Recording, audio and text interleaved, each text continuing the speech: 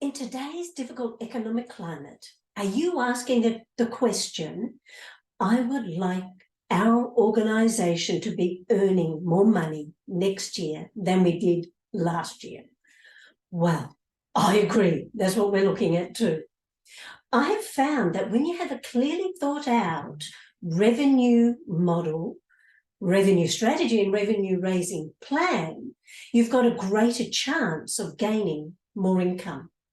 Now, this is a very careful analytical process. Now, it doesn't have to be boring. It does require you to be able to reflect and look at the past and to imagine what's possible in the future, but use a range of resources to do that. You know, get out the butcher's paper and use post-it notes and remember what's worked well.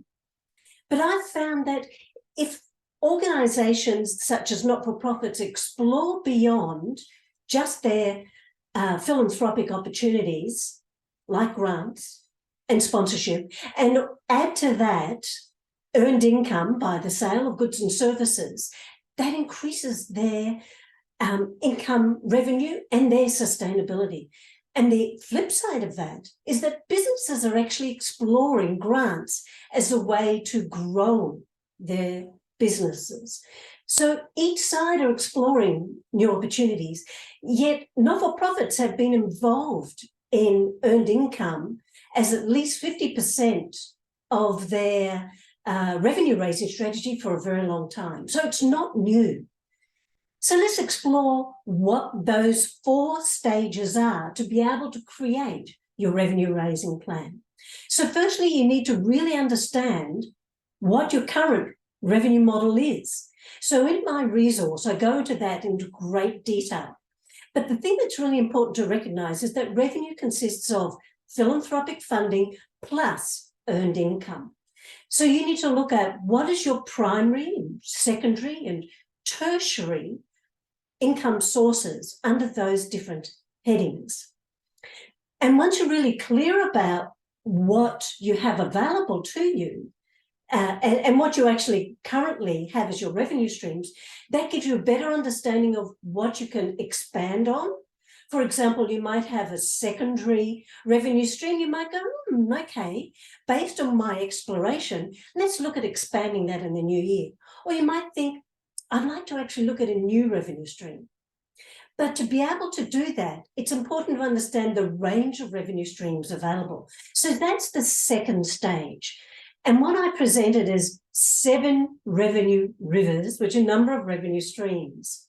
And the first 3 collected under the heading of philanthropic rivers. So that means grants, individual contribution, and corporate contribution. Each of those has a number of revenue streams available to you. And I explore that in greater depth in the resource. Then the next 4 revenue rivers and streams available to you are what I called enterprising streams. And so the first is earned income. And there's a number of possibilities under earned income. So that could be subscriptions. That could be the sale of goods and services. That could be professional services like consulting. Lots of different options under that heading. Then there's resource recycling. So that means the range of opportunities in actually recycling products that would have been considered as waste. Now, I've given that a separate heading because that's a really growing area in Australia. It's been around for a very long time. And examples of that is around food with OzHarvest, or it could be around op shops. So a lot of organisations actually sell clothing and goods through op shops. And those are just simple examples of resource recycling. And it's usually an earned income option. Then there's the partnership revenue stream, where you actually work with other businesses or organisations to create revenue. And then there's the social impact investment. And we go into that more deeply in the resource. Once you actually get a sense of the range of revenue rivers and streams available, then you can choose the best one that suits you. So by understanding what you already do in terms of revenue options, that's the first step in that. Then you actually look at what other organisations are doing as a peer assessment and benchmarking against your organisation, and a bit of market analysis.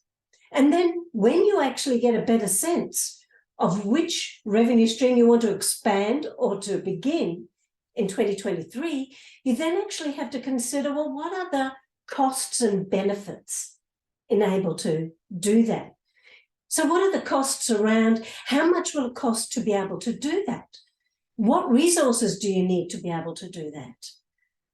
What other capability do you need to achieve that? What are the benefits in terms of what actual money that you come in compared to how much it costs to actually create that? Is the benefit really a benefit to your customers or your clients? Does it contribute to your organizational direction and mission? So it's exploring whether it's worthwhile to introduce this new revenue stream or expand. And then, of course, you use all of this information once you're clear about which revenue streams you're wanting to initiate in 2023. You then create your plan and then an action plan.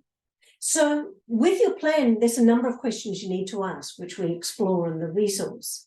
And then I actually provide a tool for your action plan, which includes a range of headings so that you can implement each of these revenue streams every month over the year.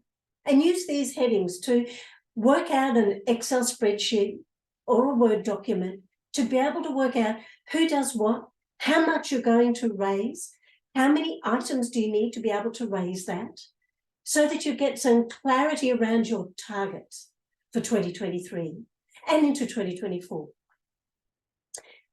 So, of course, we know that increasing your income is not just about sustainability for your organisation.